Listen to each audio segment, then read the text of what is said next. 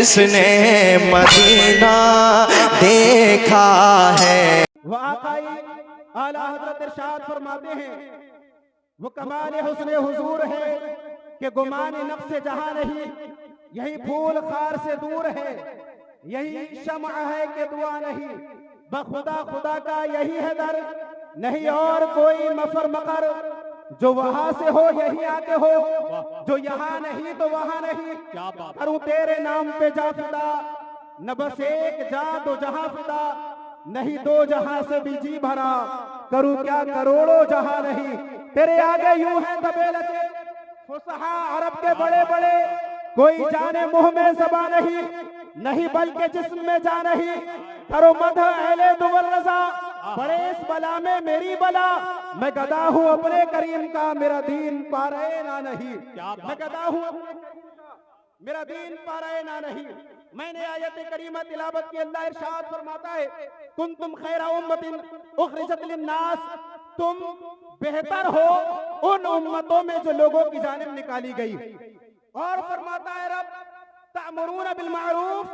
بھلائی کا حکم دیتے ہو، وتنہون عن المنکر، اور برائیوں سے منع کرتے ہو۔ تمہارے بہتر ہونے کی دلیل، تمہارے بہتر ہونے کی وجہ،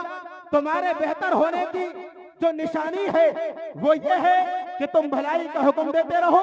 برائیوں سے روکتے رہو۔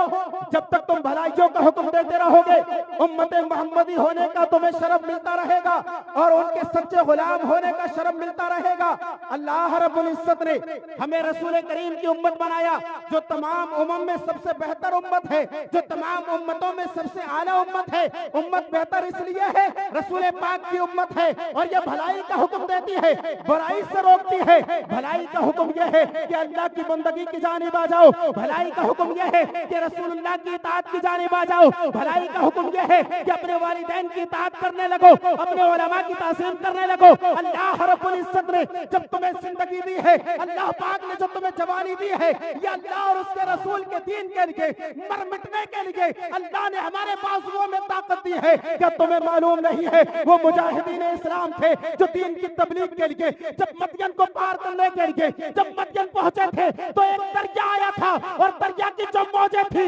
اللہ اکبر کبیرہ آسمان سے باتیں کر رہی تھی، اس کو پار کرنے کے لیے نہ تو کوئی راستہ ہے نہ کوئی پل ہے۔ اب ان کے حوصلے دیکھیے، ان کی ہمت دیکھیے، ان کے بازو کی طاقت دیکھیے، اس مدین کے اس تمام تر موجیں مارتے ہوئے اس دریا میں اپنے گھوڑوں کو ڈالتے ہیں، اور گھوڑوں کو ڈال کر جب ایرانی فوج نے دیکھا تھا یہ اسلامی مجاہد ہے جو دین کی تبلیغ کے لیے اس دریا کی طغیانی سے ٹکرانے کے لیے، اس سے لڑنے کے لیے، اس کی چٹانوں سے آگے ڈال کر اس سے باتیں کر رہے ہیں، اگر انہوں نے دریا پار کیا اور ہم تک آئے ہیں تو یہ ہمیں شکست فاش دیں گے۔ اس لیے ان تمام تر ایرانی فوجیوں نے دیکھا تھا اگر یہ اسلامی مجاہد اس دریا کو پار کریں گے کیوں نہ اس سے پہلے ہم شہر چھوڑ کر بھاگ جائیں۔ وہ ایرانی مجاہدین، وہ تمام تر وہ ظالمین اس شہر کو چھوڑ کر فارغ ہو جاتے ہیں، اور اس لشکر کے پہنچنے سے پہلے اس شہر محبت کو چھوڑ دیتے ہیں۔ اقبال نے کہا تھا دشت تو دشت ہے،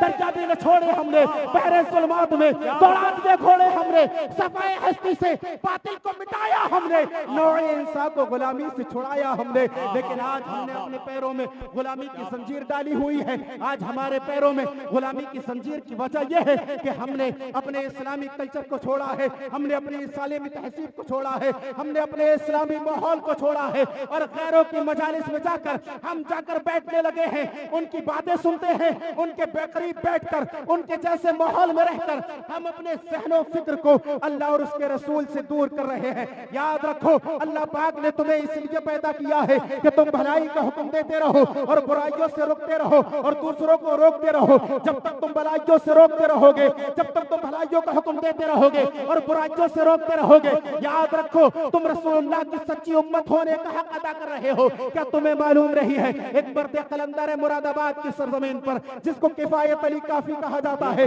اسلام کے وہ عظیم الشان مجاہد ہیں کہ جس نے اسلام کی تبلیغ کے لیے اپنی جان کو قربان کیا ہے۔ کہ آپ کو معلوم رہی ہے حضرت کفایت علی کافی رضی اللہ تعالیٰ عنہ نے جب مجاہدین تمام تر انگریزوں کے مجاہدوں کے خلاف جنگ آزادی کے موقع پر آپ نے اسلامی احکام کو نافذ کرتے ہوئے رسول اللہ کے دشمنوں سے جو آپ نے فتویٰ صادر کیا تھا کہ انہوں سے جنگ کرنا لازم ہے، مسلمانوں پر فرض ہے کہ رسول اللہ کے گستاخوں سے جنگ کرے، اس وقت آقا کریم علیہ الصلوۃ والتسلیم کا یہ مرد قلندر ہے اپنے قلم کی نوک سے لکھ چکا ہے کہ اس انگریزی فوج کے خلاف جنگ کرنا فرض ہے، ہر مسلمان پر لازم ہے کہ وہ اپنے گھروں سے نکلے اور انگریزوں سے جنگ کرے۔ اللہ اکبر کبیرہ۔ لیکن کیا آپ کو معلوم ہے اس مجاہد مرد قلندر کو جب گرفتار کیا گیا تمام تر سزائیں دی گئی، تمام تر مشقتوں کو برداشت کرتا رہا، لیکن اپنے فتوے سے رجوع نہ کیا، جو حکم صادر کر دیا ہے وہی صادر نافذ کر دیا ہے۔ اللہ اکبر کبیرہ۔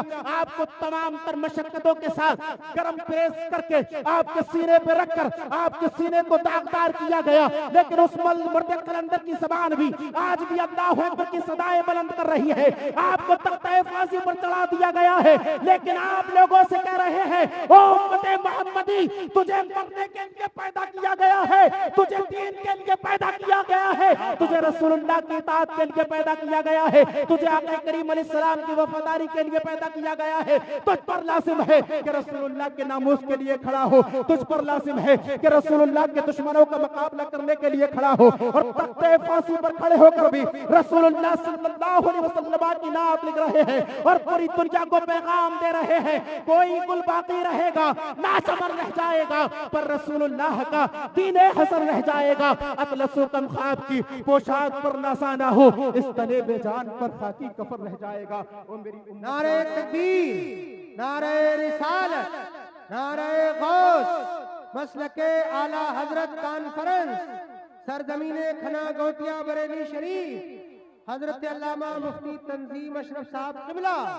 نعرہ تکبیر۔ سبحان اللہ۔ یا رب دل مسلم کو وہ زندہ تمنا دے جو قلب کو گرما دے، جو روح کو تڑپا دے، احساس عنایت کر آثار مصیبت کا امروز کی شورش میں اندیشہ فرد بھر فردا دے۔ میں بلبل نالا ہوں ایک اجڑے گلستہ کا، میں بلبل نالا ہوں ایک اجڑے گلستہ کا، آثار کا سائل ہوں محتاج کو داتا دے۔ یقین مانو مسلمانوں، ہمارے نوجوان آج اسلام سے دور ہوتے جا رہے۔ وجہ کیا ہے؟ ہم نے نہ اسلامی کلچر دیکھا، نہ اسلامی ماحول دیکھا،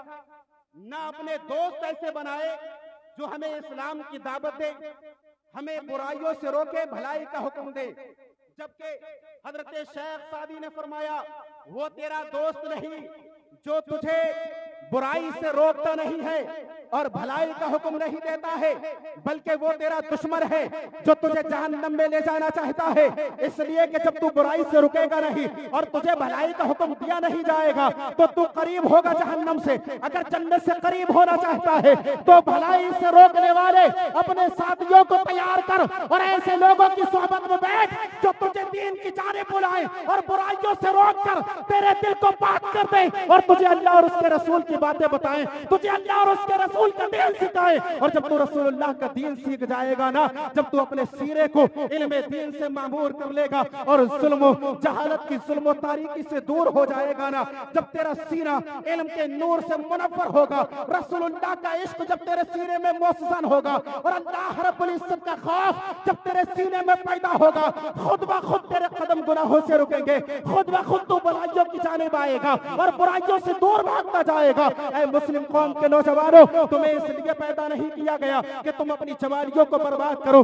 تمہیں اس لیے پیدا کیا ہے کہ تم اللہ اور اس کے رسول کے دین کی حفاظت کرو، تمہیں اس لیے پیدا کیا گیا ہے تاکہ تم اللہ اور اس کے رسول کے دین کے لیے کھڑے ہو۔ جب تمہاری جان کی بات آئے تو اپنے خون کا ایک ایک قطرہ دینے کے لیے رسول اللہ کے نام پر قربان ہو جاؤ۔ اعلیٰ حضرت نے کہا تھا یہ جان اللہ اور اس کے رسول کی دی ہوئی ہے، اللہ کے نبی پر قربان کرنے کے لیے یہ احمد رضا تیار رہتا ہے۔ اگر رب کعبہ ایک نہیں 1000 جانیں بھی دیتا تو یہ احمد رضا تمام جانوں کو اللہ کے رسول کے نام پر قربان کر دیتا۔ آقا کریم علیہ الصلوۃ والتسلیم کے دین متین کو سمجھنے کے ساتھ ساتھ اس پر عمل کرنے کی کوشش کرو اور اپنی زندگی کا مقصد بنا لو کہ ہمیں اللہ نے دین کے لیے پیدا کیا، دین کی وفاداری کے لیے پیدا کیا۔ ہم دین کے غدار نہیں ہیں بلکہ دین سکھانے آئے ہیں، تو لازم ہے کہ پہلے دین سیکھ کر اس پر عمل کرو، پھر اپنی قوم کو حکم دو تاکہ وہ قوم تمہارے اعمال کو سننے کے بعد، تمہارے کردار کو دیکھنے کے بعد، تمہارے افعال کو دیکھنے کے بعد خود اپنے اندر تہذیب پیدا کرے،